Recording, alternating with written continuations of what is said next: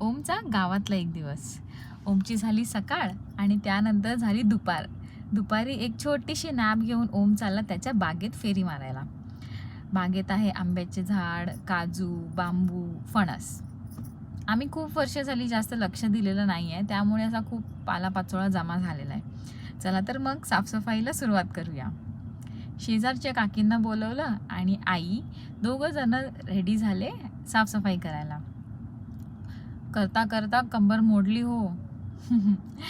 त्यानंतर ओम आपल्या बाबांच्या खांद्यावर बसून पूर्ण बागेचं सर्वेक्षण घेतोय की किती दिवस लागणार आहेत हे नक्की हे साफसफाई करायला. संध्याकाळी फिरून झाल्यानंतर थोडी गावच्यांसोबत मजा केली.